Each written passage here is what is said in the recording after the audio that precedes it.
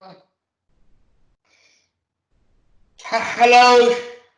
hello, you lovely people. I've got another guest on today for the Unplanned Formula One F1 Chat. It's the one presenter from the F1 debate show, Jordan.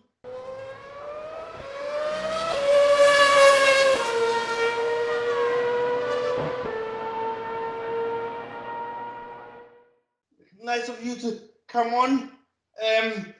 Do you want to introduce yourself for those of you who haven't seen the F1 debate show? Yeah, so yes, my name is Jordan. I'm from the F1 debate show, a channel that me and my friend Lyle, we run it together. Run it for about 4 years, same time as what Raz has. And yeah, if you haven't checked us out, please go and do so at the F1 debate show. It would be great to see you as well. And of course, if you're new to Raz's channel, please drop him a subscribe as well. It's always appreciated to see the support Raz gets. It's really, really good. And get to 1,000 subscribers, like soon, please. Yes. Hopefully by the end of the day when this video comes out. But cheers so much for coming on today. Yeah. Actually, because so what made you, to start with, what made you join YouTube first of all? I don't know, actually. I mean, I remember early on, back in the day of like when I was when I started to get into Formula One, I would always talk about it to people, but they wouldn't necessarily listen because they weren't interested. So I always wanted a place to kind of, have my say and talk about Formula One in a place where people would relate to and understand and listen and debate and stuff. And I watched casual YouTube here and there with like football YouTubers, and I watched KSI and Syndicate and stuff, and Spencer FC as well. He's another YouTuber, like a footballer YouTuber that I watched. And then tried it myself with the failure that was Formula GT. I think a lot of people now who do follow the channel know what that is. And if you don't, it's my old YouTube channel, which is still available if you want to go and watch it and inflict horror upon you all. And then that, life got in the way at that point and stopped doing it. And then I had another point of where I had the opportunity to bring it back, and instead of doing that, I chose to form the F1 debate show with my friend Lyle. Instead of having one person run it, me and him would run it, and it would also have a different opinion, having two people discussing about one topic, and you would have a different array of opinions and a different array of topics and stuff, and the flow would, go really well. And since then, we've never looked back, really. So, yeah, I would say just a different, visions and stuff. But ultimately, it was just a case of that I wanted to go on someplace and talk about the sport that I love. And, I would probably say I know a bit about it, not loads, but a bit. And that's pretty much it, really. And like I said, never look back. Yeah, I obviously started my channel four years ago, and I can totally relate to the fact that it's hard if you just talk about Formula One yourself, isn't it? Really, but I'm glad I really enjoy your content. And but what I want to know from you, actually, because I know that you are a massive McLaren fan. Yep. What do you think about? You must be really happy about the performance increase that McLaren are going through at the minute. Yeah, over the moon. I know we had a really good 2019, and that was a surprise to some people because we had a really bad 2018. And coming off the back of the Honda era, it just McLaren was at its lowest point it probably ever has been. Well, certainly in my career of following Formula One in 10 years, that was definitely the lowest point. In 2019 was a real breath of fresh air.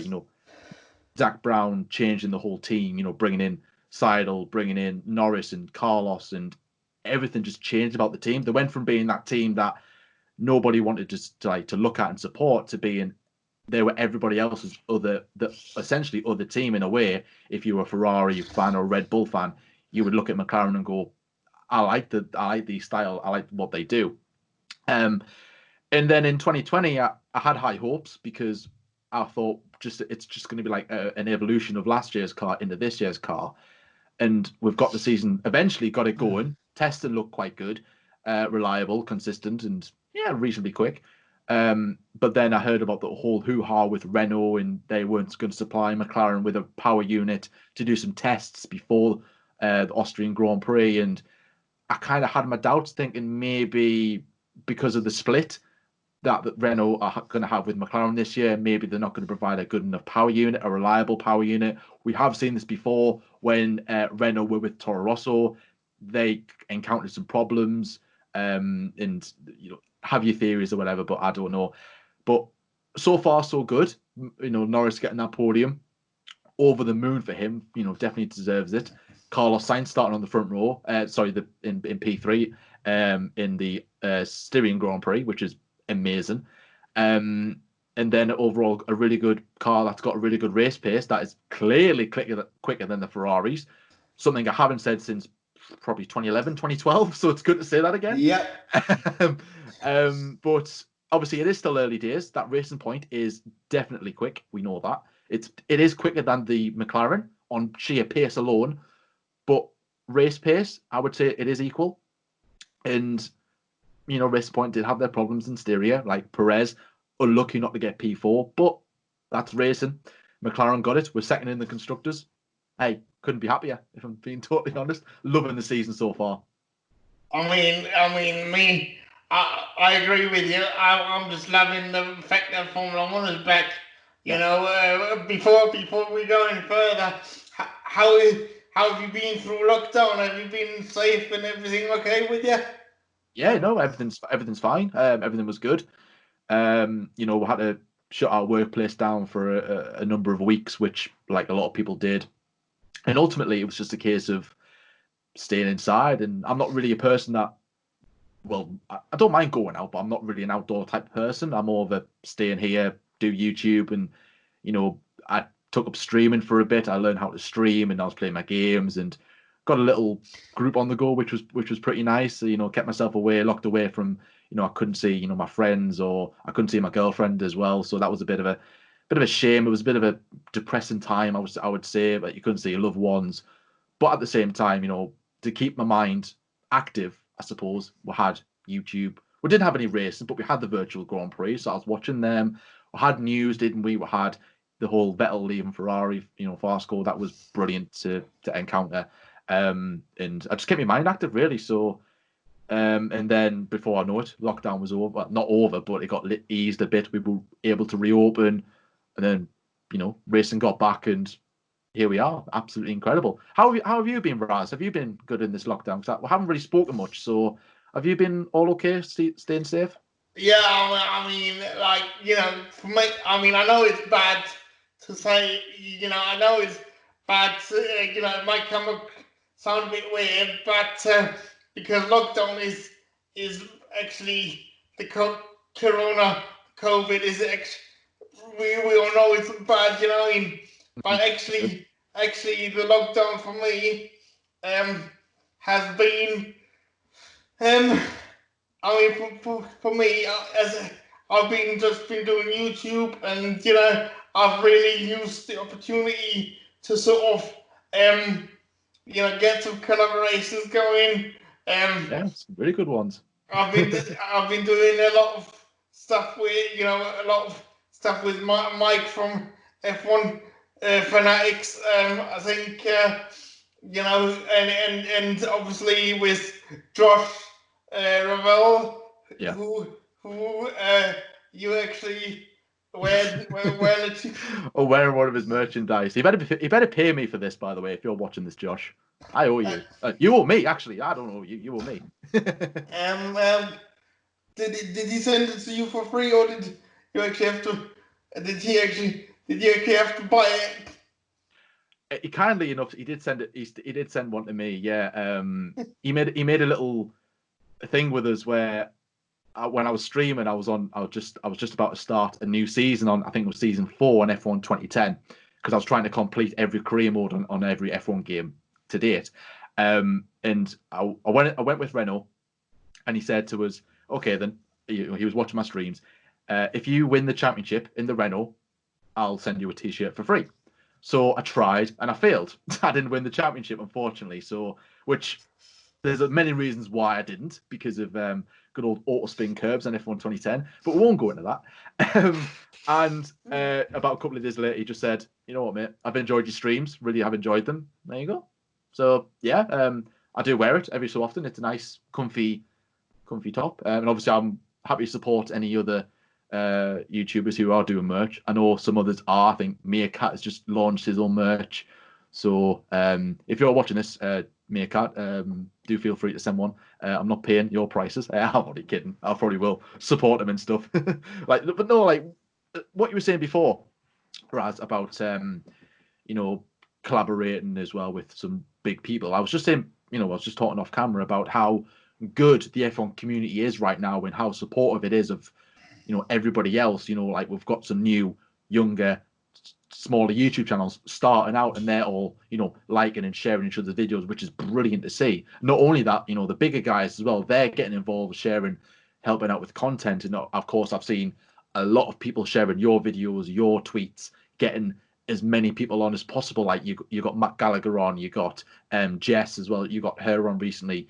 You got some amazing people coming up as well. What you told me, I won't say because I don't know if they're going to be on before or after me. But if you will see eventually, or you would have seen the people that Raz has got on his channel. So really well done from the F1 community as well. And and it is really good to see. So, and it does spur you on that you've got support of other people as well too. Doesn't matter who you are, what you are, where you're from, who you like. You just keep going. If you have a passion for something, just keep doing it. Because it's very kind words, Jordan. Because if you can remember, I started this YouTube channel really, because I was having labyrinthitis, wasn't I? Because so I was and anxiety and everything. So I wasn't, I was fighting with sort of anxiety and so but the Formula One community and everybody that supported me from Tomo, from Mike, everyone, that really means a great deal to me. And you know, you know, I really enjoy doing these videos because now if I feel a bit low, or I just do a YouTube video rather than right, and that keeps me going, because so I haven't been depressed or anxious for a very long time now, and it's also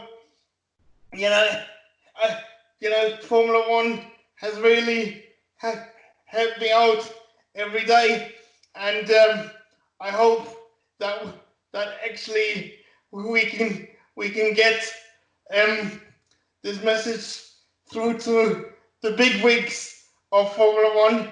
That isn't that I'm not just saying that, but that Formula One has really helped me out. It's just changed my life, the YouTube community as well. It is good to hear that, the fact that, you know, you can just jump on and make a video and, you know, it clears all your, you know, your anxiety and whatever, and that is really brilliant to hear as well. And as well, that it's a sport, like, you know, sport in general, it helps get away from day-to-day life of problems or whatever you're facing, and gives you that time out of just relax and watch some cars going around a track for, you know, 2.5 hours, which is, it doesn't please much people as well. Like, some people look at it and go, oh, it's just cars going around the track, but it's much more than that. In the same sense that, you know, I see other sports as simple and I don't have any interest, but to some people that it's a cure of anxiety and depression, and or for a short period of time, but it gets you out of that mindset and gets you in a nice place as well. And, you know, Formula One has that ability to do that, and it doesn't matter like who you are or where you are, like you can always, you know, and as well, YouTube, it works in the same way. So if you're making a video, Raz, because, you know, you're having a down day, you don't feel yourself, you make a video and makes it, you know, you get really nice comments all the time. You know, I read your comments, I watch your videos, and it is brilliant to see the support.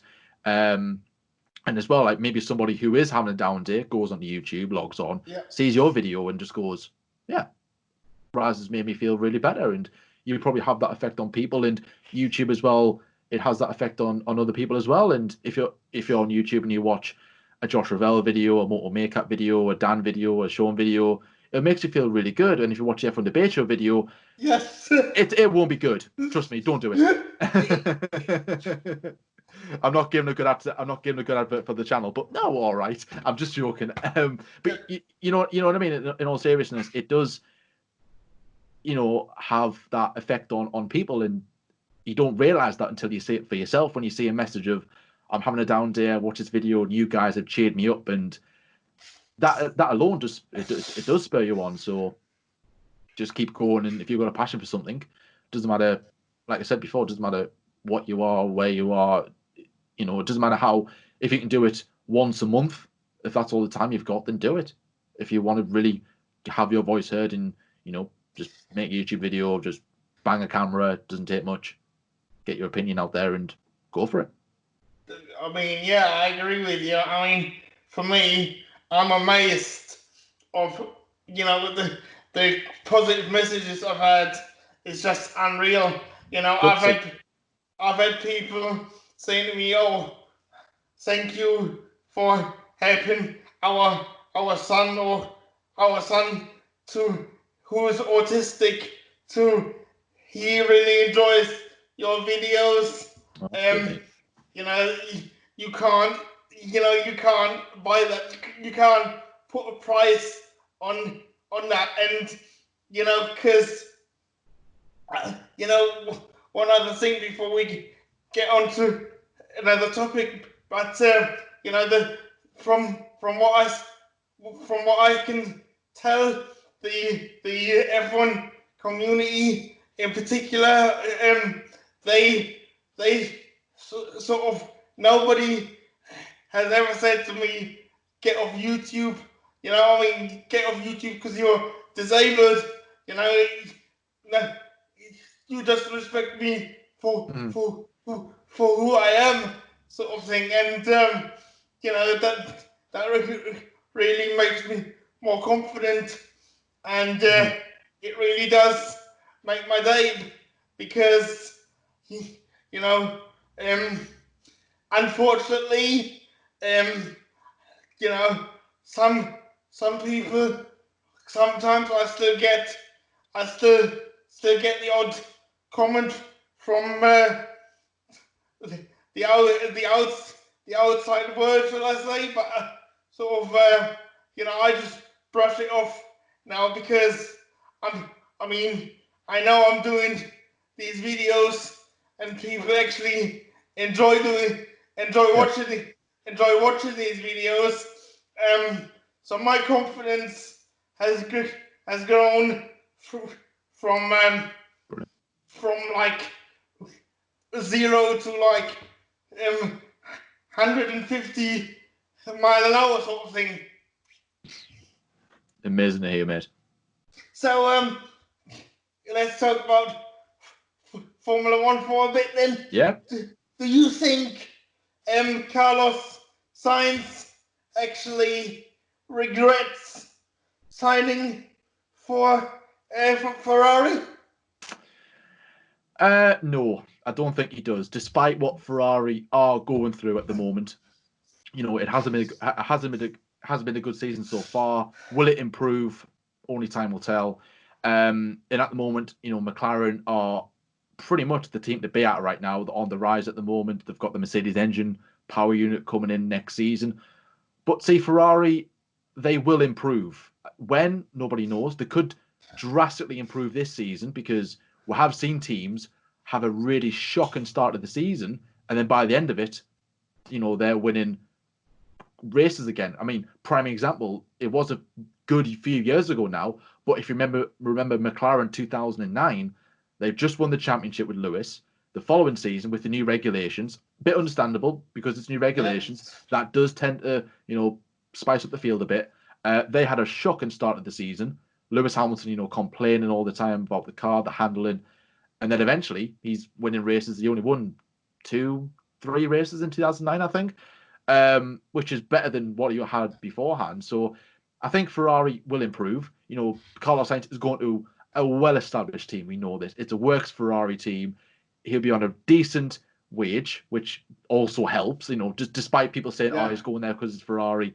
At the end of the day, money talks, and if he's getting paid more at Ferrari than he is at McLaren, that is also going to persuade you to join. And also, he brings some good sponsors with him, which will be appealing for the company and Ferrari and stuff. And they're going to have a really good lineup. He's going to work alongside Charles Leclerc, which may or may not work. Again, time will tell. That those two could work brilliantly with each other, or they could just lock horns and clash, and we could see another Vettel-Weber situation. Maybe not as extreme, but you know what I mean. And but I know what people are saying about the whole. Yeah, does he regret it? In my opinion, I don't think he does one little bit.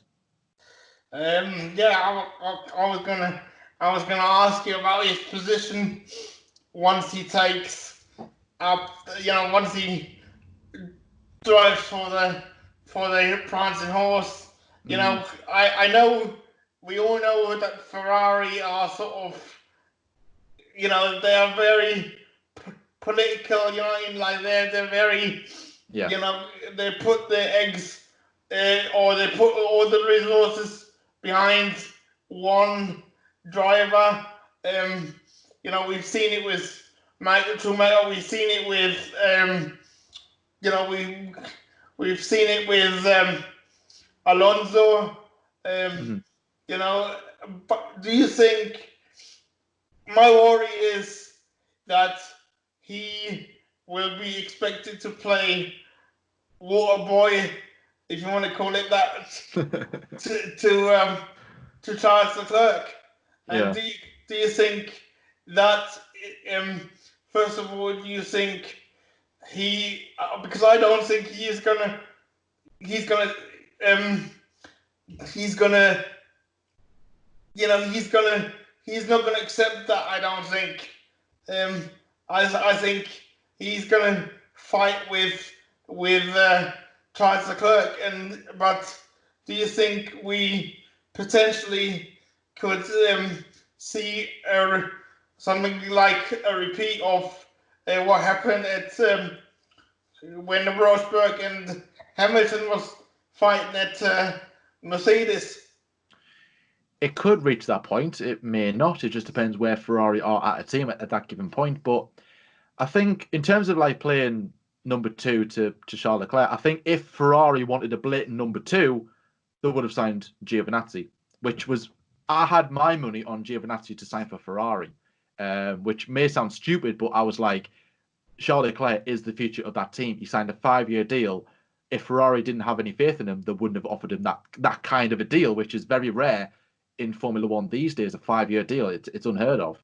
So clearly Ferrari know the talent and speed that Charles Leclerc brings, and now they're backing him to be the next world champion. They haven't won a title since Kimi Räikkönen. You know, they've brought in Fernando Alonso, they failed. They brought in Sebastian Vettel, they failed. But now they've brought in one of their own, one of their driver academies, which is again very rare and very a different direction for Ferrari. So maybe if this works, if this works with Leclerc, then maybe at some point they may employ another one and try it again and go right. Okay, maybe the driver academy is the way to go. But I don't think that they'll play number 1 and number 2 just yet. Again, it depends on where Ferrari are and where the drivers are realistically. I think in terms of the championship, you know, Carlos Sainz is a driver who can win the championship. He's got the ability to do so, and in a Ferrari, he can do it. So clearly, Ferrari wanted a driver that can score points and do well. If let's say Charles Leclerc has a problem, he has a retirement, he's not on the pace for some reason, they need a driver who can get the rest of the points essentially, or even vice versa in that sense. And they've got 2 brilliant drivers, and I think tensions. It doesn't matter what you've got in your team, because if Sainz and Norris was at McLaren, let's say, still the next 2 to 3 years, and McLaren are fighting for a championship, and both of them are at the same time, their relationship isn't going to be rosy. Doesn't matter how close you are to your teammate, whether you're best friends with them or whether you despise each other. It's always going to boil over, because at the end of the day, friendship doesn't exist when it comes to a world championship. You worked your arse off for years, you made sacrifices, you want to win that championship. You're not just going to go, oh, well, I'll tell you what, I'll let my friend win it because we're best buddies. No. When that helmet goes down, when that visor goes down, everything's out the window. So I believe we will see sparks fly between the two, because Carlos Sainz, he said a couple of things on the radio, but he hasn't really been that vocal, but we haven't seen him in a championship fight yet. So it'll be interesting to see what he is like, whether he is shouty on the team radio, whether there will be arguments. And I think there will boil over, maybe not to the extent of Rosberg and Hamilton, but I do think that eventually there will boil over if they are going for a world championship. And even if they're not, I think they will work together well, giving feedback. If they are out of a championship fight, let's say, you know, maybe Red Bull or even McLaren or even Mercedes are too far ahead, then maybe, right, okay, we'll work together and try and get as much points as we can. But yeah, like I said, it doesn't matter who you've got in your team. If you're going for a championship, it's irrelevant who your teammate is. If you want to win that championship, you'll do anything to win it. Like look at Hamilton, for instance, Hamilton in 2016. Sorry, he was about to lose the championship and he was slow. He was slowing down. He was trying to push Vettel to go past Rosberg, and if he did that, and Verstappen, I think it was, or Ricciardo, and if he had done that, Hamilton would have been champion. Hamilton did everything he could to win that championship, and he didn't.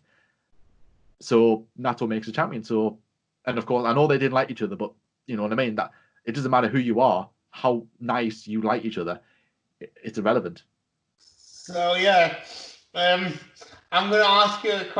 I'm going to make a controversial statement, and I would like your opinion on it. Okay. Nico Rosberg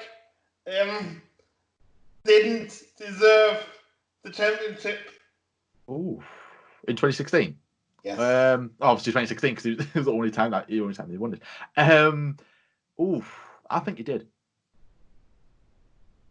What's your reasons why you think he doesn't deserve it? I mean, he for starters, like, I don't think you remember Monaco? Yeah. When he let Hamilton past. Yep.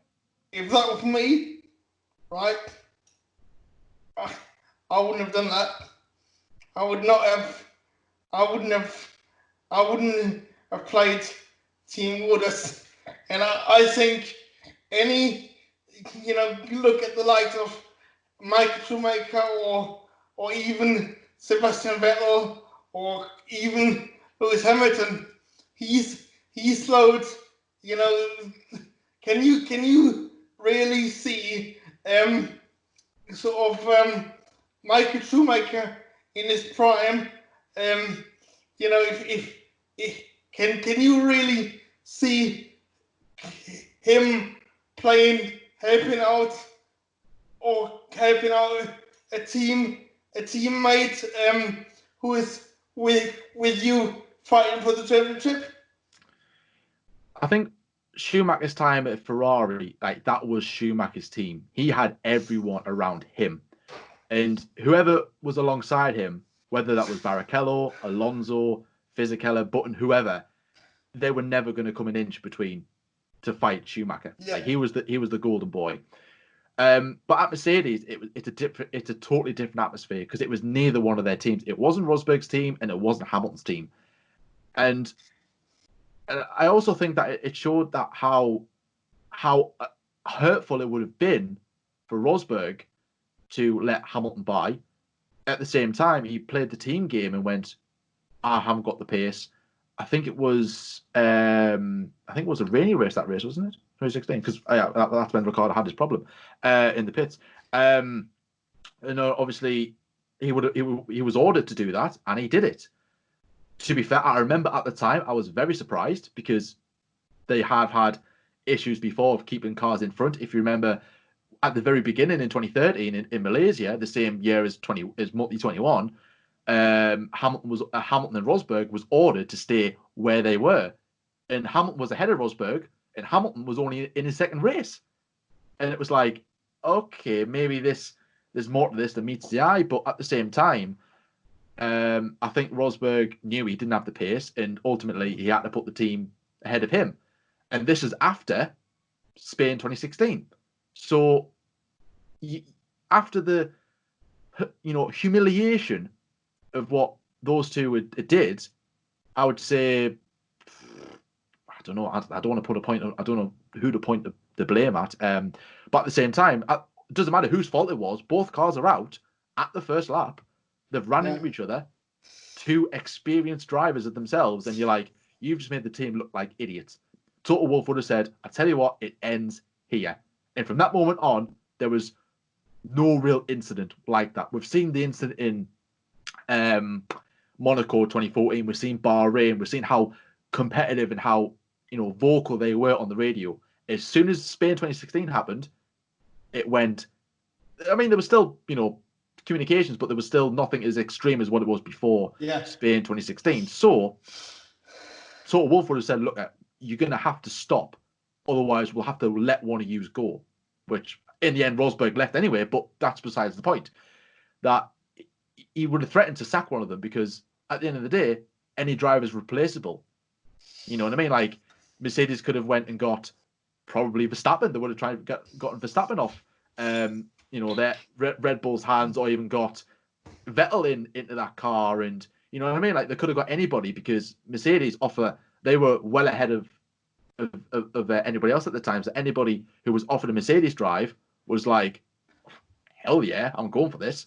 So really, Rosberg, it was like if he didn't, let Hamilton by, then it's like, oh look, here we go again, situation. So if Spain 2016 hadn't have happened, maybe it would have been a different kettle of fish. Maybe he wouldn't have let him by. Maybe he would have said, okay, you have to pass me on sheer pace. I'm not letting him by because Hamilton did that. Hamilton did that before. Was it Hungary, 2014? I'm not letting Rosberg by. But after what had happened in the previous race, Rosberg had to obey team orders, as did Hamilton. So for that reason, I think that's why he did it. And of course, Schumacher, like I said, he wouldn't have allowed it. Definitely not. But that's the thing. You just don't know. But that's how I would say it was. I don't think Schumacher wouldn't have done it, but Rosberg didn't really have it. Didn't have a choice after what happened last week. But do you think if it was road reversed, do you think Hamilton wouldn't have done it because he proved it? I think he said something to Bono like, if Nico, I don't know what race it was, but he said if Nico wants to pass past me. He's got to overtake me. I'm not slowing down for him. Yeah, I think that was Hungary 2014. Yeah, I'm not slowing down for Nico. He's gonna have to pass me. Then obviously Rosberg was on the team radio going, "Oh, he's not letting me by." If Hamilton was in that situation of letting Rosberg by, he would have done it. I believe he would have done it, despite Hamilton again being in the title fight, and again, like same situation as before, because of what had happened in the previous race. It was almost like you had to do it because the team would look silly enough. You had to fight back with a win to prove that we have left everything behind us and that the form wasn't going to drop because of one silly mistake from the drivers. But if Spain 2016 hadn't have happened and Hamilton was ahead, then again, like I said with Rosberg, it could have been a different kettle of fish. Yeah. Because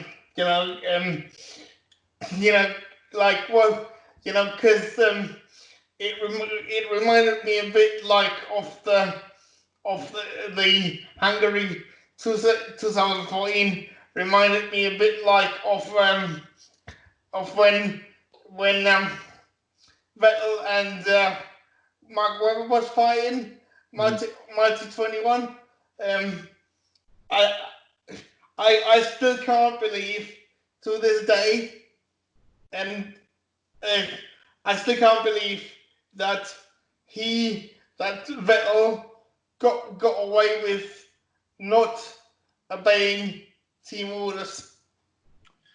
That's because Vettel was Red Bull's golden child. I think he got away with a lot more than what other drivers would have. Because if that had happened to Ferrari or Mercedes, it wouldn't have went down well. Because at the end of the day, there's nothing Red Bull could have done. You know what I mean? That they told Vettel to obey team orders, stay behind Webber. If Vettel doesn't acknowledge that, there's not a lot Red Bull can do about it. They can't dock points. They can't, ban him for. Well, they could ban him for a race, but they wouldn't do that. They could have fired. They could have fired him. I don't think they would have fired him. No, I think if it was a repetitive occurrence, maybe. But Vettel at this point is a 3-time world champion. He's been with Red Bull since 2009. He's been part of the program since 2005, 2006, I think. So he was their golden child. They had nursed him from a young age to he's going to be the next guy. He's going to be this guy to take this team to the top, and he did that. And at that moment in time, it was Vettel's team in the same way it was Schumacher's team at Ferrari. Maybe not as extreme, not as political at Red Bull. It was a fresher team. It was a younger team. It was a modern team. It was a breath of fresh air in the same way that Mercedes is today. But on the subject of Multi-21, Vettel was clearly in the wrong. He should have stayed behind Webber. That's what he was told to do. Despite it being faster, all right, you're faster, but obey. We want both cars to finish. You know what I mean? Because you had the threat of Ferrari. Because at the start of 2013, the Mercedes was quick, the Ferraris were quick, as were the Red Bulls, and the McLarens had dropped off the pace. But you didn't know if the McLarens were going to come back, because you've seen how strong they were in 2012. So it was, who knew if they were going to come back in 2013? So Red Bull knew that they had to get the point on the board early. And actually, as well, even Lotus, they were quick. They just won the first race with Kimi Räikkönen. So there was a lot of threat around Red Bull. So they were like, well, we're in a strong position. They've had troubles before, running into each other, losing points. Luckily for them, they did win the Constructors in 2010 when they both hit each other in Turkey. But ultimately, at the time, how did they know that they were going to win the championship? Because they just given McLaren a 1-2 on a plate. And at this point, Mercedes was 3 and 4, Hamilton, Rosberg, and if they had collided again, they've just handed Mercedes, the new kids on the block, a 1-2. And who knew that? And obviously, we're just speaking in hindsight because Red Bull went on to dominate the season, and once Vettel took the lead of the championship on that day, he didn't lead the top till the very end. So then he didn't lead the championship till 2017. So and then at the same time, I do understand why Vettel did what he did, because he's a winner, he's a racer, he wants to win races. That's what he's there to do, and that's how he would have seen it. Like why should I obey team orders I want to win this race. I'm going to show everybody that I want to win. And that's the racing driver in him. But at the same time, he was in the wrong. Webber should have won that race. Yeah. I mean, and I'm going to put another question to you. I'm going to give you my thoughts. Because I don't believe Christian Horner when he was talking to Crofty this weekend, because like he said there's no, we always said for, we are happy with Ivan and Max Verstappen next for next year. Now I do not believe that, because I do believe that Albon is going to get replaced, and Sebastian Vettel going back to Red Bull. Do you think that will happen in season or at the end of the season? I think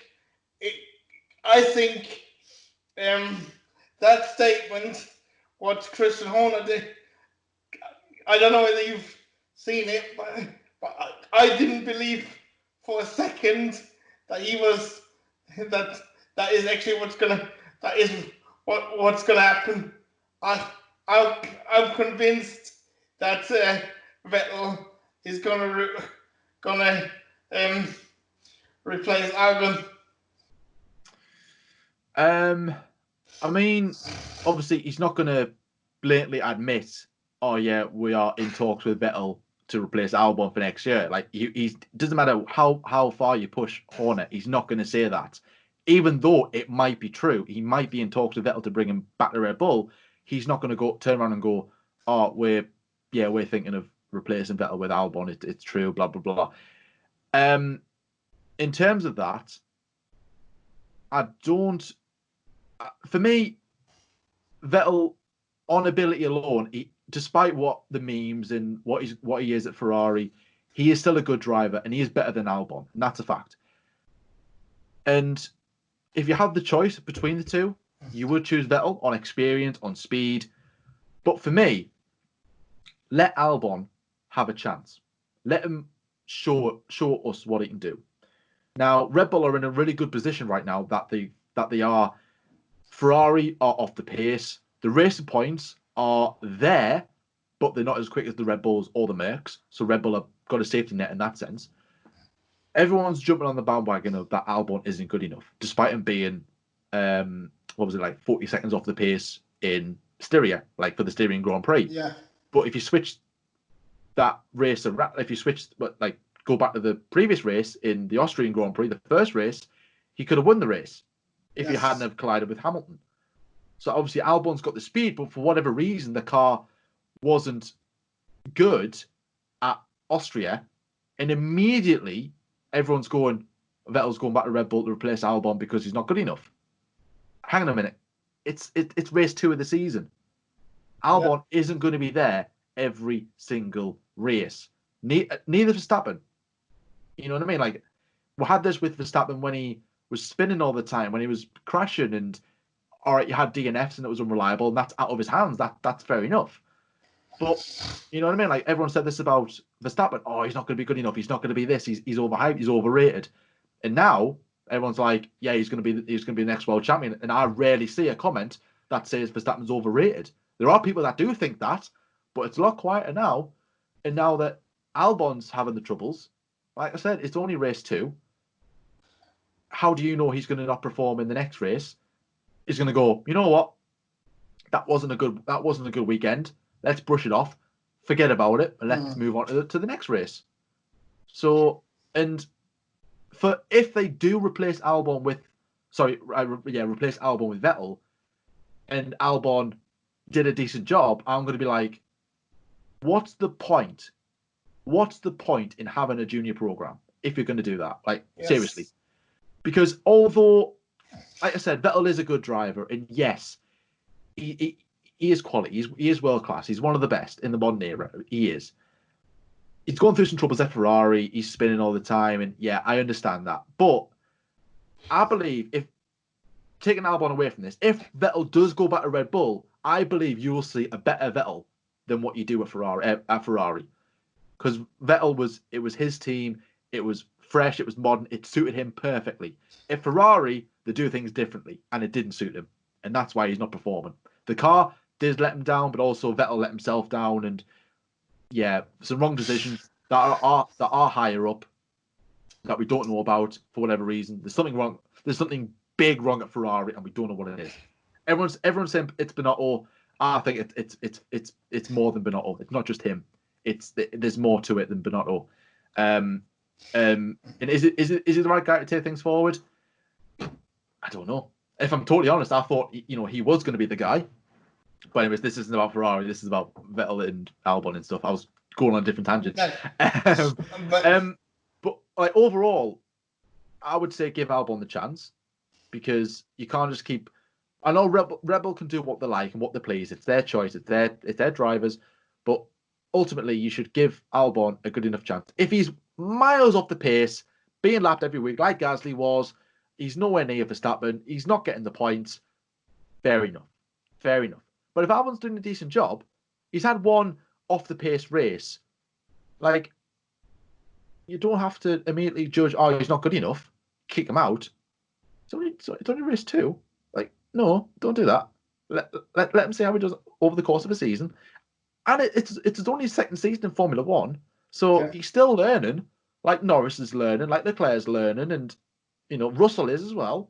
You know what I mean? So you got to give him the chance. And if they do that on pure just decision that we want Vettel back, then yeah. But ultimately, if I was Albon, I would be worried, because I believe Red Bull will do that if it becomes available to them, because it's the whole bring Vettel back, and all the sponsors are going to be wanting on their car, and all the media is going to be attention on having Verstappen and Vettel alongside each other.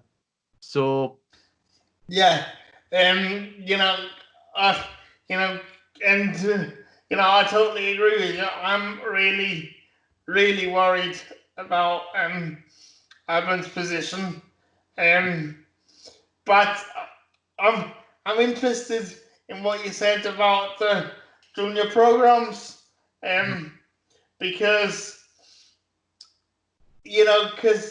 I mean, I can't. I don't understand what is the point in having junior programs like with Renault for example, because Renault have just brought back Fernando Alonso. Have they? I didn't know that. That's the first I've heard of that. Wow. Yeah. Yes. I and I'm telling you now, I absolutely hated that decision, because, and I was talking to Jess about this, about it as well, and she said, well, the Renault young drivers, like the likes of the likes of Zhou, or whoever else is in there, they're not going to get a look in now until at least 2023, or maybe even longer than that, depending on how long the Fernando and Esteban stay there. So what is the point in having young driver programs? I think for teams like Renault, for instance, not promoting their drivers, I think ultimately, I've said this before in previous episodes about Fernando Alonso. Now, if Renault want to go forward, they probably need someone with experience, because at the moment Renault are going through a bit of a rocky patch at the moment. 2019 was supposed to be that year that they gave Ricciardo a car that can fight for race wins and podiums, and it didn't do that. And ultimately, for whatever reason, after a year and a half, Ricciardo's decided, I don't want to be a part of this anymore. I'm unhappy. I'm going to jump ship to McLaren, which in itself says a lot, because Ricciardo was supposed to be the Sebastian Vettel of, get him in our team. He's going to take the team forward in the same way what Hamilton did with Mercedes to take them forward. And obviously Ricciardo trusted what Renault had offered him and said, all right, I'll do it. And it hasn't worked out. And for whatever reason, he doesn't believe in the project going forward. So Renault needed to respond. And what better else to do it than to get Fernando Alonso? Now, I've got two opinions on Fernando Alonso. The one is, going to Renault is, if you have the choice between the junior program or Fernando Alonso, if you want a driver with experience and to push the car, to develop the car, you're going to choose Fernando Alonso, because, like I said, he brings a bag load of experience. He, at the end of the day, as a racing driver, he is quick. He's one of the best. He is really, really quick. And maybe that's what Renault need. Maybe Renault need Fernando Alonso. But at the same time, coming back to Formula One, I'm like, mate, you've had your time. Why? Like, you don't need to come back. Like, exactly. You know what I mean? And I'm not a hater of Alonso. I'm not a fan of Alonso. I'm just, yeah, I respect Alonso. He drove for McLaren. He's a good driver. All right, he's had his moments. But like I said, forget the person he is behind the scenes and whatever. As a driver, he is brilliant. He's absolutely brilliant. And maybe he does believe in what Renault has to offer, or maybe he's just coming back because I want to be back in Formula One. I miss that buzz. I can't get a permanent seat with IndyCar, or maybe they're like, I don't want to do an IndyCar season, and maybe endurance racing isn't for me, a full season at least. I want to be back in Formula One. And he said, I want to be in a top car, a title-winning car. He's going to Renault, which, no disrespect to Renault, but they're not a title-winning team yet. So that doesn't make any sense. But maybe he's just coming back for the sake of, I'm not done with Formula One. I want to either help Renault. I just want to do this just for like a Raikkonen. I'm just bored. I've got nothing to do.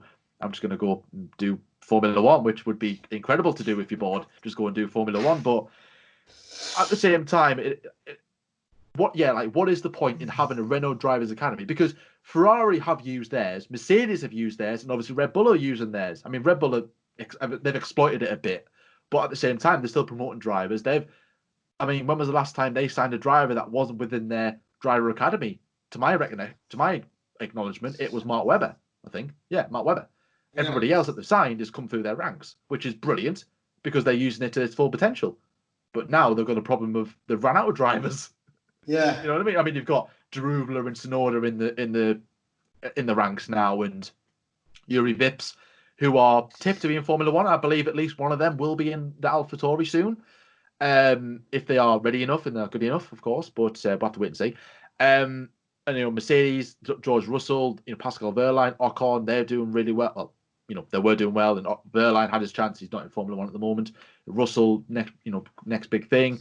McLaren, they promoted Lando Norris through their academy, and of course Lewis Hamilton. It was like McLaren Mercedes, so it was really Mercedes in a way, wasn't it? But you know what I mean? Like, they promoted him, yeah. And they took the risk. So Renault need to do that at one stage. They can't just expect to go off and get the next experienced driver. But if Alonso wasn't available, I think Vettel would have went. And if Vettel didn't want to do it, then I think they would have employed either Zhou or Lundgaard. But at the same time, they didn't have enough super license points. So maybe Renault looked at it and went, I don't know if Lundgaard does. I know Zhou doesn't, but I don't know if Lundgaard does. I believe I could be wrong. I don't think he does. But if they take the punt and go, right, okay, we'll wait till one of our drivers has got enough points. If they don't get the points required, and a driver like Alonso doesn't become available, and a driver like Vettel is already made his decision, then what do? Renault are going, crap, we've got no driver. Who do we go for? They're going to have to panic buy. And that panic buy driver would have been Nico Hulkenberg. And it's just like recycled Hulkenberg, because he knows the team very well. He's been there for a couple of years. He's quick to get in, settled in very quickly. He worked well alongside Ocon, and then that would have been just Renault flatline staying where they are. So I understand why they've signed Alonso, but at the same time, I'm just like, if Alonso wasn't interested to come back in Formula One, he wouldn't have entered talks with Renault. So ultimately, when he became available, Renault snapped his hand off and went, "Yep, we want you," which I understand. Yes. You know, um, do you think, do you worry for Formula One? That it's because I'm really worried for Formula One as a whole at the minute, because we've had Williams are in, they are in deep, they're in not a good situation. We've had even the likes of McLaren, they've been struggling. And Haas. Do you think Formula E is a threat to F1? I would say yes, because Formula E is more friendlier to the environment. It's a cheaper sport to be in. That's why all the big manufacturers are going to Formula E, because, well, one, the future is electric, and all their road cars, like the Porsches, the BMWs, the Audis, and whoever, like their future, they're going to test out the electric technology in the Formula E car and put it towards their road cars in the same way Formula One did that back in the day. Like Toyota, Jaguar, McLaren, Ferrari, they all did that. Whenever a brand new sports car was released, they would always say it's like the McLaren F1 was, the technology is based on the F1 car, but nowadays it'll be based on the Formula E car if McLaren was in the sport. You know what I mean? In Mercedes, they've recently entered Formula E, and if the time does come to pull the plug on Formula One, which may or may not come soon, I don't know, then they'll fully concentrate on Formula E. I think someone will buy the team. It's a well-established team, brilliant facilities, and who wouldn't want to take it if it becomes available? And and teams and drivers, car manufacturers want to invest their time in Formula E.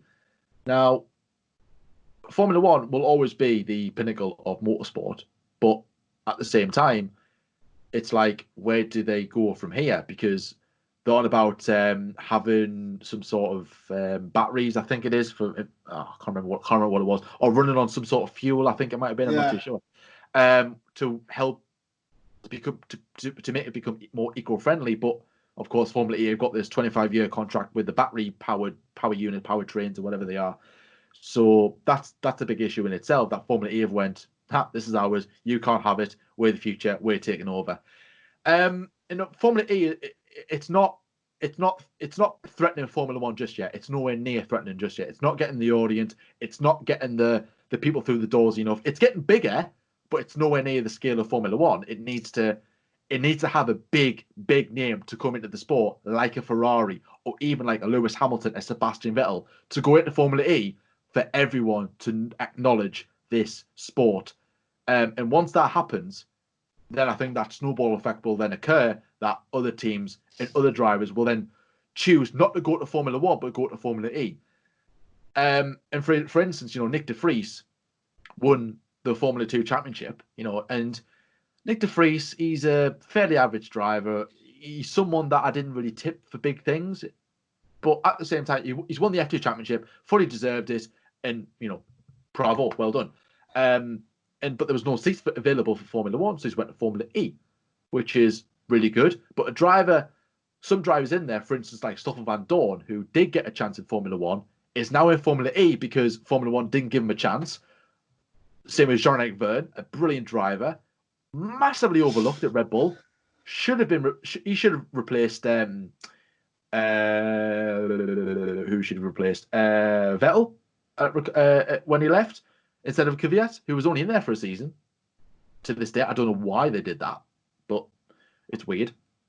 And eventually, it will get to a point where teams and manufacturers will be looking at Formula E and going, "That's more relevant to our car, our car technology." Maybe Formula One could be run by, go back to its old roots and be run by garagistas, which like really, really rich garagistas, not like you did back in the day. You might have businessmen who might take on Formula One and just be an independent sport, and then have like your electric division of all car manufacturers, and then have like your other non-car manufacturers like your Haas. Maybe you have like your Primas, your ARTs, your Tridents, or whatever. You know what I mean? Like those Formula 2 teams, and just having like businessmen who've got money to blow, just going, it's Formula One. Like the name alone, Formula One, will always be engraved in the world of sport. It's a brilliant sport, and it's got a rich history, and it will forever have this rich history. So it'll always have that name in the same way that Williams is, like what you referenced to before. Doesn't matter where Williams are, they're always going to be a really good brand to buy because it's Williams. You know what I mean? So that's gonna help businessmen and women buy or show their interest in the team and possibly buy it, compared to, let's say, a Haas, who, if Gene Haas, let's say, does want to sell the Formula One division, is anyone going to buy it? Maybe, if somebody wants to take a punt, but it's not going to be as what is it, like, feasible, or more. I don't know the term, but you know what I mean. It's not going to be as big to buy as what it would be to buy Williams in terms of the names. So I do think Formula E does pose a threat, but at this moment in time, Formula One is still the top of motorsport, and it will stay like that for a good number of years. But eventually, I think Formula E there'll be something will happen between the two, whether they'll merge, whether they'll stay apart, and Formula E will get on Sky Sports and whatever. And when that happens, you know that Formula E is taking over. Yeah, I mean, I agree with you. It's going to be a long way off. Final question for you, or final topic. You touched on it earlier, Williams. Yeah. As you know, I am a massive Williams fan. You are, yes. in fact, I have put out a second tweet with some more guests that I want on this. I mean, I don't even know what this is. Would you call it a YouTube show, or how would you describe this chat we have? I would call it like a podcast type of video. I would call it a YouTube series, definitely, because it's the Unplanned F1 Chat. It's, just jump on Skype, Discord, Zoom, whatever, and just chat about Formula One. There's no, we didn't have a plan. Listen, when you asked us, even before talking on Skype, you just gave us a bit of a debrief as to what's going to be happening. And then, like, you didn't mention any topics. We've just went from one to another to another to another.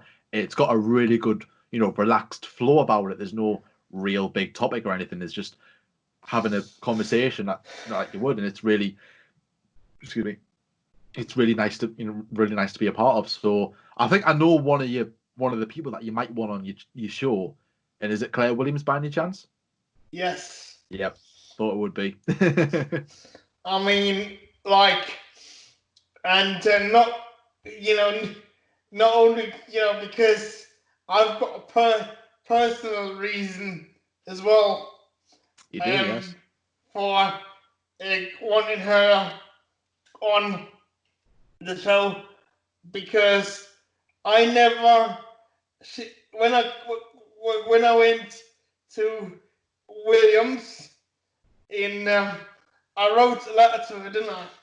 And I said, how can I combine my translation business with my love for Formula One? and she was the only one that responded. Yeah.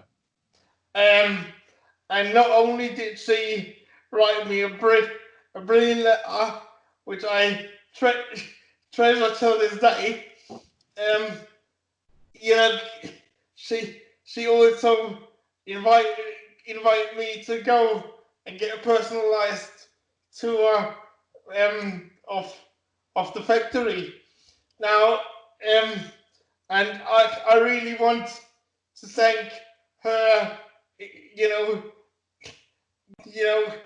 in person if possible one day. Maybe after lockdown, or whenever I get the chance to do that. But I just want your opinion on the current situation on Williams, because I was devastated when I heard the news that it's going to be a sale, possibly. I would hate to for it to be 100% sale, because I think that would basically, that wouldn't be good for Frank. I think that would devastate him. But I would love to see Claire and the family still have sort of involvement. Yeah. But yeah. I think it would be disappointing to lose a team like Williams from the Formula One grid. Like, they are etched in Formula One history in the same way that Ferrari are, McLaren are, the one of the most successful teams in Formula One. Recent history, of course, as we know, hasn't been kind to them for whatever reason. This is before the Claire Williams days, and whatever, like ever since since the 1990s ended. Well, the end probably 98, 99. It's been downhill since then. They had a couple of good years in 03 and 02 and 03 with Montoya and stuff, and then disappeared for a bit, and then they brought back again in 2012. They looked competitive, well, ish. Won the race with Maldonado, and then again 2014. I would say that was more down to the power unit, because they had a Mercedes power unit, and as you can tell, that since 2014, it just went lower and lower and lower and lower. Now, I think it is right that Williams do look for investment, whether that, like you said, it is a permanent sale, or whether it's what is it? What's the word I'm looking for? Investors investing in the team, for shareholders. That's the word I'm looking for. Like a shareholder in the team. If that's what it needs to be to keep the team alive, then so be it.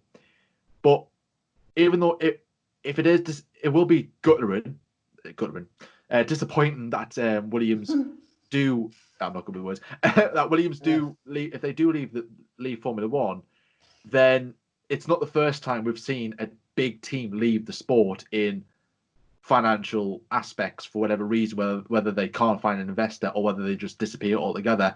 And someone else has bought the team, but they do rebrand it under a different name, because we've seen this. We have seen teams like Mercedes, they were Tyrrell, and they transformed into, I don't know, like jump forward a bit, Stewart, then no, not Stewart. I'm trying to think who they transformed into. Jordan. It was actually Jordan, wasn't it? And then you know what I mean, like a team like Jordan as well, and then they moved into Braun, and then moved, of course, into Mercedes as they are today. So we have seen teams, like classic teams, merge and change names into the foundations are still there, but overall the name and everything isn't. But if you look at teams like Minardi, who were really loved, they weren't successful, but they were loved. Lotus is a prime example. Team Lotus from the 60s and 70s, who were dominant. They changed Formula One, and then they disappeared from the grid in 1994. Made a brief appearance, but it wasn't the same, was it? And that's what I'm saying. Like, Colin Chapman sadly passed away. Was it in the 80s? 83, 84 might have been. And then then the Team Lotus name disappeared from the Formula One grid, and it was like, I mean, obviously I wasn't alive at this point. 95 was the first year that Lotus wasn't on the grid, and it's like, why? It must have been weird, and it will be weird not to see Williams in the same way it will be weird not seeing Ferrari, not seeing McLaren on the grid. These teams that have been around for a long time. I believe that they will be successful in getting a shareholder or even a sale. I would like to think, Frank Williams and Claire Williams and the Williams family can keep the team, because Frank built it from nothing, from scratch. He had his troubles at the start, but he overcame them, and look at where he built the team and where he got them to. It's amazing. And I do think that alone is enough, in the Williams name, like I said earlier, is enough to interest investors and businessmen who want to buy a Formula One team for whatever reason. I think the favourite is Michael Latifi, who I think will buy the team, in my opinion. I think he'll be the one to save the team. But if he doesn't, and Williams do end up liquidating and leaving the grid, then I think we've just got to accept and go, great shame. A lot of people losing their jobs. That's not what we wanted. But at the same time, we've just got to sit there and go, it's Formula One. It's not the first time this has happened, and it certainly won't be the last. So, but like I said before, I personally believe that Williams will get a sale. Will it be a full sale? I don't know. I really don't know on that one. I couldn't say, but I would like to think it was just a shareholder, someone investing in the team going forward. But if it is going to be a full sale and Williams have to sell the team altogether, the family, then so be it. If that means saving a Formula One team, keeping people's jobs, then that's what it'll have to be. Yeah, interesting. Yeah, it's been a great chat, hasn't it, mate? Loved it, mate. Thank you so much for having us on. It's been a really good chat. Really have enjoyed it. And of course, if you ever want to chat again about Formula One, just give us a shout. You know where I'm at, and we'll happily do it again. Really have enjoyed it. Do you know what we have actually? I have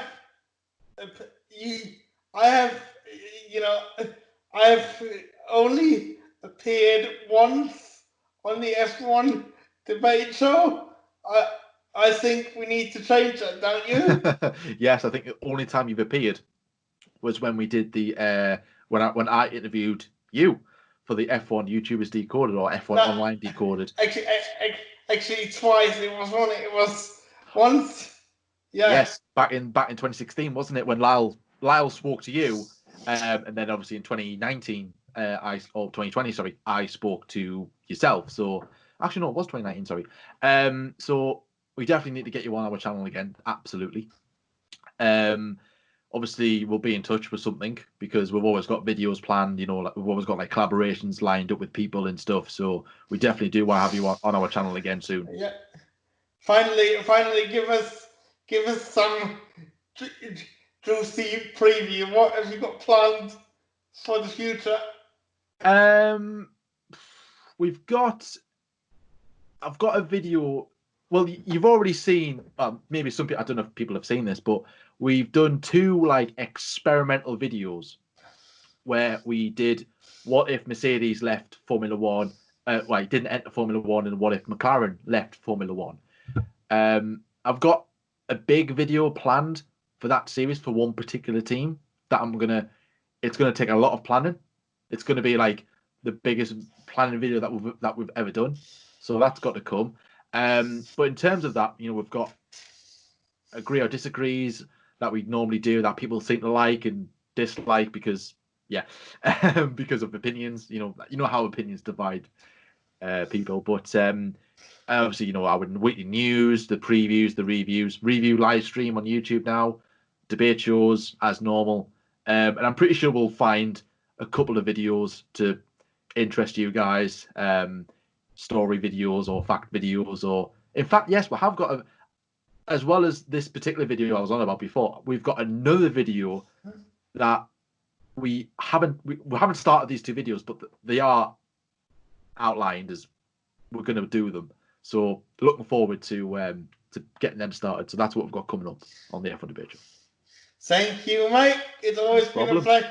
It's always been a pleasure, and I'm gonna start first. If you haven't already, please do like, comment, and subscribe to anything that the F1 debate show do, and because you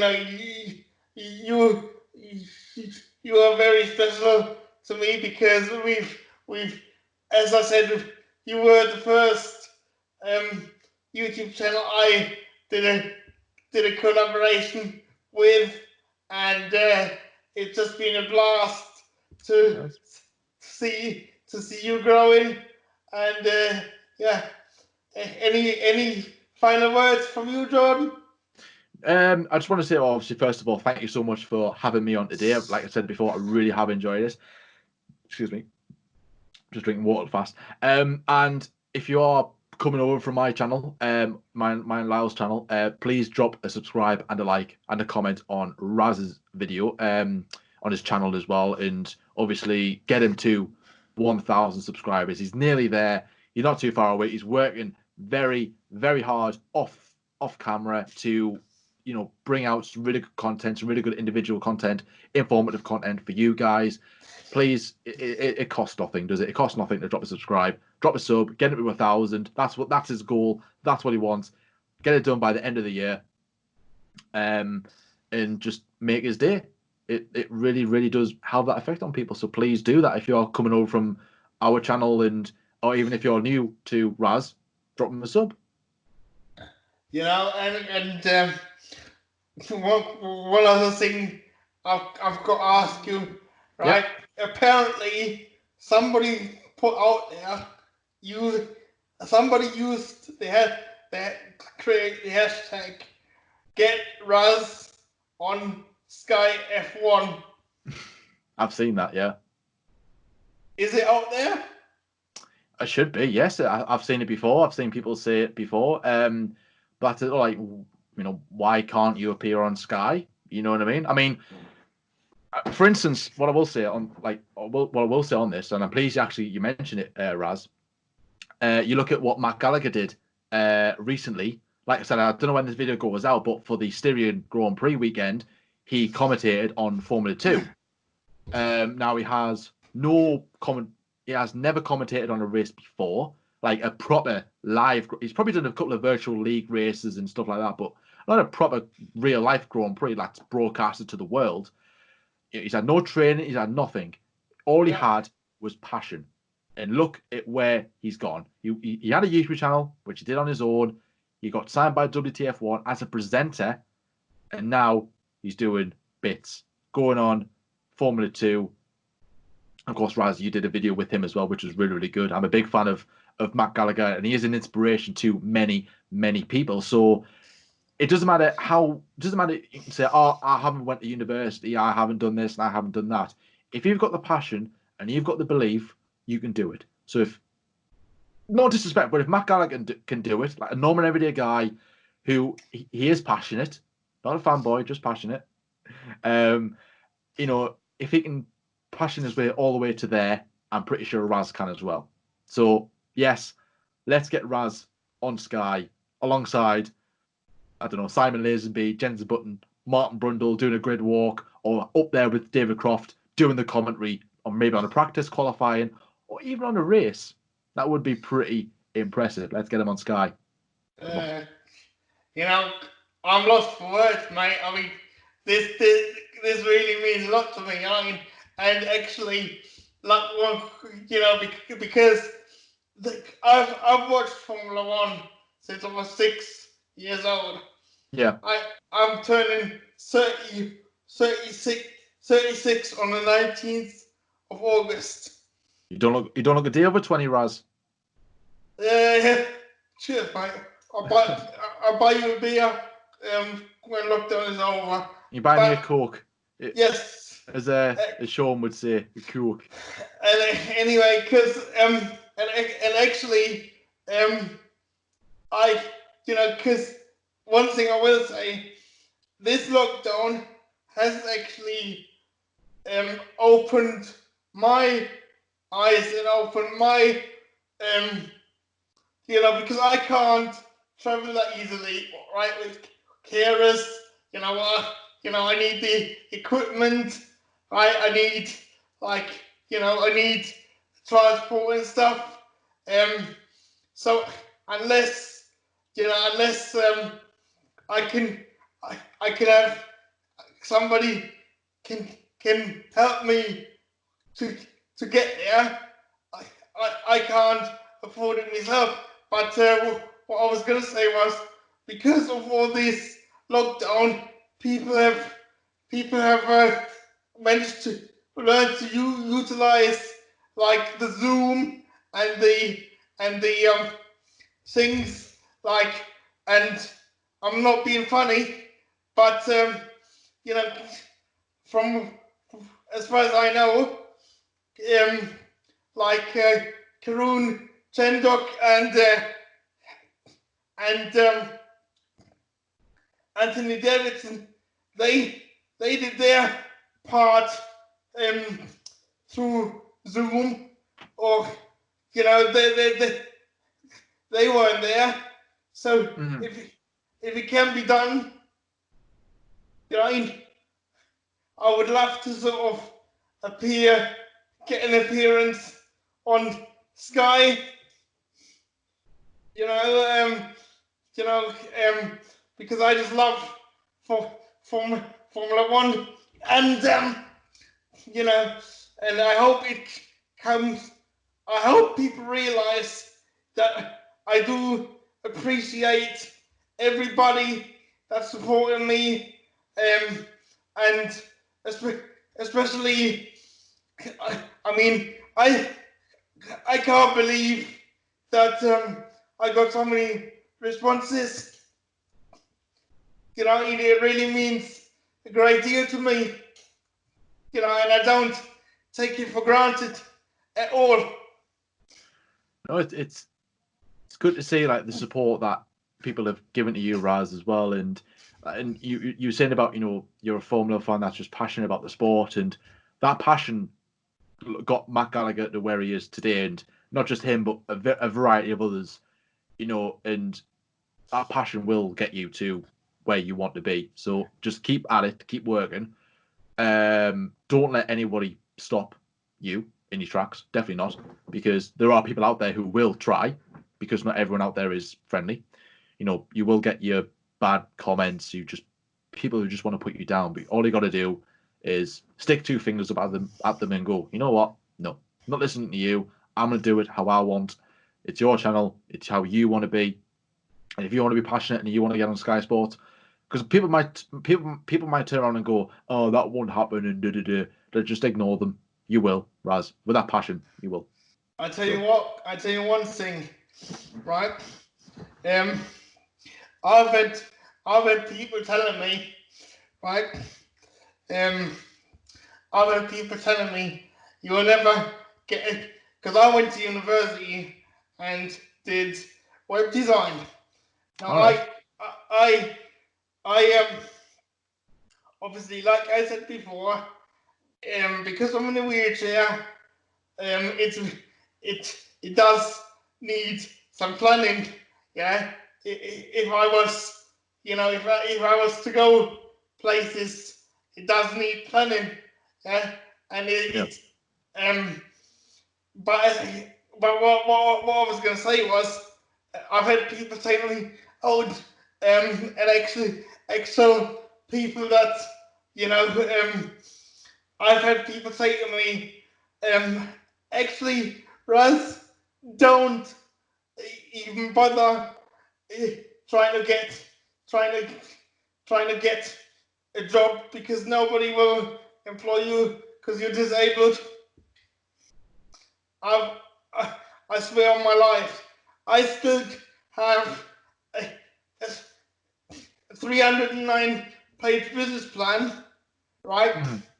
That I did when I started when I started me little small business up, which I because I get disability benefits. I can I can earn I can earn a bit.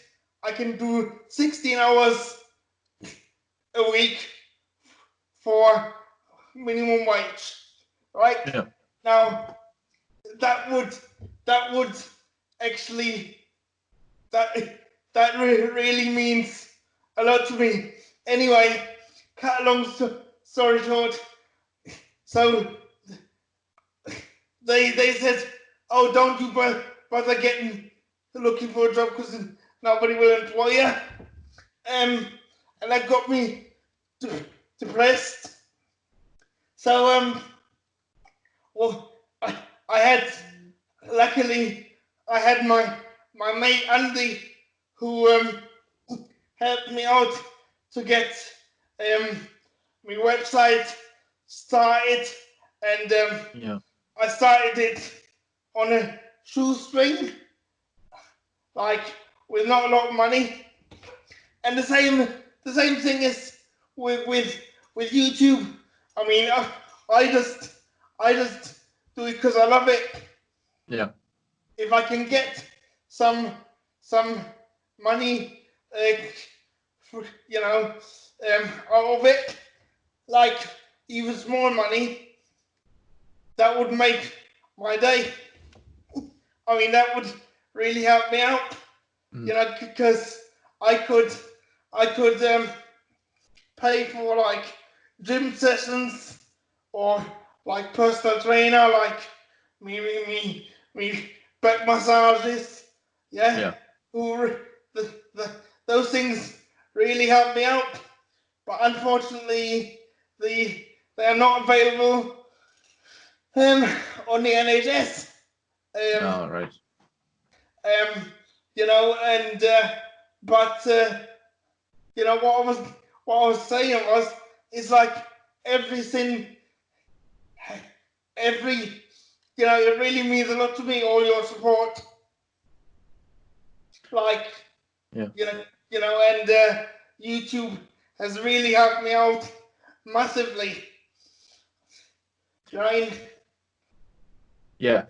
I mean, YouTube is a really, really good platform to like we said earlier, to go on and express your feelings towards something, and give your opinion out there. And there will be people that will put you down, definitely, Yeah. because they don't agree with your opinion, or they might just want to put you down because they're having, excuse me, a bad day. Like that, they'll be having a really bad day and they'll want to put you down. And ultimately, if, like I said, you've got that ability and that drive and that enthusiasm, you can do well. And like you said there before, people are, you can't get a job because you're in a wheelchair and stuff like that. And it's like, it's utter nonsense that people put people down like that, and it's untrue, because you can. And you can do absolutely anything. Doesn't matter what disability you have, who you are. Like I said, you can do it. You just need determination, the passion to have it. Because if there's no passion there, it's not going to go anywhere. And you've just got to, when you do start a channel, and when you do start whatever, a job, for instance, or if you start you could move to a new place, it's going to be tough at the start. It's new surroundings. It's not going to be as easy as what you thought it was going to be. But eventually, you plan it out, you understand it more, you become better, and you learn. And Yeah. before you know it, you're comfortable in your surroundings. You've got a nice YouTube channel with a decent following. You know what I mean? And that's it, really. You just got to keep going. And what we were saying before about getting on Sky Sport. To some people, it might sound, oh, Sky won't take you on, but try saying that to Matt Gallagher 5 years ago, saying, actually even 2 years ago, saying, oh, you'll never get on, you'll never be a commentator on a actual racing event on live TV broadcasted to the world. And it's like, watch me. And he did do that. So it doesn't matter who you are, what background you've got the passion, you can do it. Yeah. I mean, like, and the very final thing, I'm gonna say on this is, because the thing what you've got to remember is, yeah, as I said, because of video, because of the lockdown, a lot of people have been forced to become used to video conferencing and Mhm. like, so in a way, it has inadvertently opened more possibilities for me because, as I said, I can't travel that easily. Yeah. Like, it doesn't mean that it can't be done. No. Right? It doesn't mean that can't be done. But what I'm saying is, it would need planning. Yeah, Mhm. like, for example, um, for example, if if we if we was to meet up, yeah, Mhm. you would have it would be probably easier for you to come to Stafford rather than me coming to where you are, only because you can jump on a on on a train. Does that make sense? Yeah. Yeah. I mean, because that's the thing though, as well. Like what I alluded to before. Like it doesn't matter what position you're in. It's always going to be like I said, passion. It will take you places, and what you said there before about technology, Zoom conferences and stuff like that. It does open a lot of other doors for yourself. In saying that, it also brings you that extra bit of confidence that you maybe never had, because talking in front of a camera is still confident because you're talking to virtually nothing at the moment. You're just talking to a camera, and you don't know what to say, and it's going to be nervous because you're thinking about that. People are going to be watching this. People are going to be watching you. When in your head you'll be judging that, oh, Yeah. people, I've said this wrong, I've said that wrong. But if you're doing this with confidence and you're doing this with, yeah, I know what I'm talking about, then that in itself is probably an improvement to where most people were 4 years ago. So if you can do that, you've made a big, big step, even though it might not seem like a big step. But talking in front of a big group of people, whether that's virtual or live, it's still a big, big step. So Yeah. So the very final question is: would you say that if I wouldn't have told you that 4 years ago I had really bad confidence and anxiety issues. I was scared to speak. I didn't speak for 4 days because I I had labyrinthitis, and then somebody said, "Oh, we can't understand you." So that I didn't speak for 4 days. Would you say no? Would you say no? If I wouldn't have told you this, would you believe me? no, you're full of confidence, Raz. You're full of knowledge and full of happiness, and like you don't have like that ounce of any ounce of anxiety left in you because of you're confident, you're brave. And to be fair, I've understood every word you've said from the very beginning. So it's utter nonsense, like I said before, that people think like that and say things like that, and it's like I can understand you fine. I know what you're saying. So Yeah, utter rubbish.